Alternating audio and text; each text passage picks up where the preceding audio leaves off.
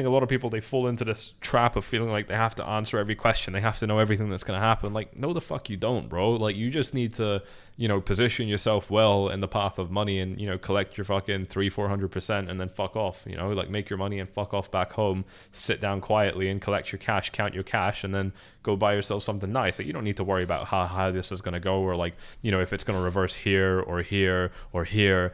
We don't need to answer those questions to make money. And this is where a lot of people slip up. They want to know everything. They want to, you know, have 100% of what's going to happen in the market. Like, bro, you probably didn't know we were going to bottom out over here, and you certainly didn't know that we were going to top out over here, you know, but it doesn't matter, because, you know, the money is made in between. The money is made on these moves, not catching the bottoms. You know, you're not, it's not a good business to engage in, catching the bottoms or tops. And that's why I don't really focus on questions like that. What I am focusing on is that I certainly think a next breakout can come, and I've covered with you guys extensively why I think that breakout could go up by 12%. And, you know, if something like that did happen, then, you know, it would, you know, that's just a perfect place to, you know, just continue, you know, being in my long trade. And I'm liking what I'm seeing. You know, if Bitcoin can just hold its ground right here, then it should be able to do something pretty fantastic in terms of kind of moving up and capturing the support available over these next few days here, you know, and then actually rallying a fair bit higher. So to me, that is certainly looking quite exciting, and just kind of showing me that we are still poised, you know, to have that move to the upside. Now, again, you know, I could be wrong and so on, and that's completely fine by me. You know, one of the things that I'd like to look at is actually just where we're seeing, I've actually just simplified my Fibonacci, by the way. I've just got the 382 line and the 618 line now. These are the only levels that are important in my opinion. So, you know, and I've always been saying that, but I've just ignored the other lines. So now I just figured, okay, let me just simplify it for you guys. So, you know, we've got phenomenal support right here at, you know, kind of 28.7. And this is exactly where we would expect Bitcoin to bounce if we do start falling down, which I just wouldn't be worried about. You know, if we did end up doing that, it would kind of look like one of these BART patterns some of you guys mentioned very rightly so in the comment section. But it's just not something I'd be worried about, because, you know, if you look at how long we've stayed up here at resistance, you know, you've also got to kind of read between the lines, right? Like, if we've got formidable resistance, incredibly strong resistance in the market, and the market just kind of, you know, shrugs it off and just stays there, you know, just consolidates basically right at a high, then that tells you a little bit about the underlying strength in the market. So yeah, it would be a little bit disappointing if we don't use that strength and drop down, but, you know, you've also got to bear in mind that, you know, I mean, put it this way, like, we really have to understand it from the psychology of the market, right? Like, if we're up here and the bears can't drive the price lower and the bulls just keep buying it up, right? And this is a really important point. If the bulls just keep on buying up Bitcoin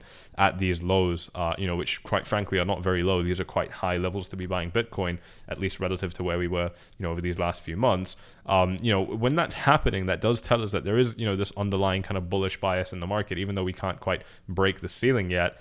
You know, and what's really, really important is that when these ceilings do start breaking, of course, if they do, because nothing is guaranteed, you know, you've now had a lot of people that have basically had their chance to sell their Bitcoins, right? Like, when we get up to like 31K, you just imagine there's a lot of people that have kind of set their orders to sell Bitcoin up here.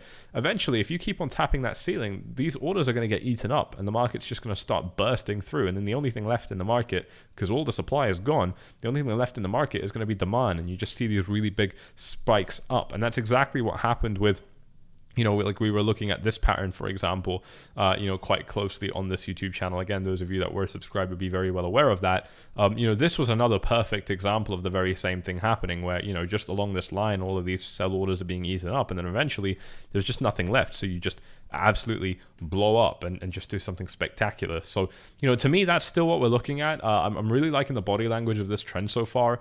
We have tested the highs as well, you know, and obviously that didn't work out particularly well. But to me, you know, anything which is neutral in a bullish market, you know, is going to be more bullish to me. And this is really, really important. I'm going to type this out just to make this extra clear for you guys.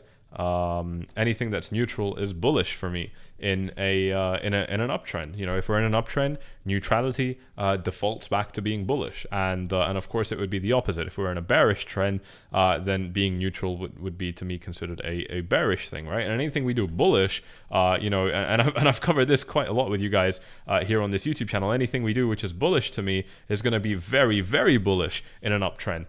You know, and the reason I'm typing this out is I really want to make this point super clear with you guys, is that this is, you know, to me, a critical thing to be keeping in mind in the markets, and especially if we're right kind of below, you know, and also we look at things like the 4Flies dashboard, you know, which I've been sharing with you guys quite a bit on this YouTube channel lately. Yeah, fear and greed index is quite bullish here, but I mean, long and short ratio has been, bearish for quite some time, indicating that there was just more, kind of shorts in the market. Now, today is the first day that we're really seeing that flip a little bit, but it's not something that, I mean, we're not, it's still very, very neutral. Top traders have been majority bullish for a very long time, so you really got to keep an eye on this. Top traders are obviously pushing way more volume, right? Like, you imagine, like, the top 5% of traders are going to be pushing more volume than the bottom 80% probably. So when these guys start closing up their their long positions, that's when I think the market could be in some trouble. I know that some of you guys are going to be interested in my thoughts on that, and I've purposefully kind of steered away from the topic of saying what might happen to Bitcoin if we do go above 30K. To be honest, I've still covered it quite a bit, but the bottom line is I don't know. I think that there's a good amount of resistance to expect. Let's just see if this is the right chart where I've drawn my lines. I don't know if my lines aren't loading, or yeah, here it is. These yellow lines, 34.5, 36.3, 41. 41 is kind of my max level. Eventually these kind of top trader positions are going to flip into being shorts, because I mean, at the end of the day, I don't think that we're in a bull market yet. I mean, we're just in a bear market rally, and this is a really important point that I'm not sure if people are actually appreciating, is that, within these bear markets where we're just trending down for an incredibly long period of time, they can actually stretch out to, this was 800 days. Fuck me, absolutely enormous, just ridiculous, to be honest. 800 days, you watch a child grow up in that time. And, and at the same time, we had this massive bear market rally where, from the low, we're up by, 330%. So, Bitcoin has shown us that within a bear market, we can still rally up by over 4 times. We can still multiply the price by over 4 times and still be bearish, So, this is nothing special. This is 100% rally so far. We can still pump this thing all the way up to 41K and we can still be bearish, and that would make a lot of sense to me. It would make a lot of sense. I think the markets are generally leaning quite bullish, and we can see why very, very well, between the dollar index just behaving beautifully. I mean, just absolutely stunning price action, exactly what we were expecting, to be quite honest with you guys. I mean, we bounced off the low here and then, moving up a little bit, but probably going to capture some resistance, I would say, and then, continue on downwards. We've had phenomenal price action here on the S&P 500, which again is tradable on BingX. You can actually trade the S&P 500 right here with leverage, just with a Bitcoin deposit. Absolutely just beautiful, just absolutely beautiful, to be able to trade these markets right here, and just continuing to set these highs. NASDAQ is even more impressive, just getting really, really close. Doesn't really have anything standing between it and the all-time highs now. That kind of thing to me also indicates that this market is just generally leaning quite bullish in a quite spectacular way. So I'm definitely liking what I'm seeing here, and I'm definitely seeing that, we are still, leaning quite bullish, kind of macro. But, again, how long is that going to last? I really don't know. I don't have any way of saying.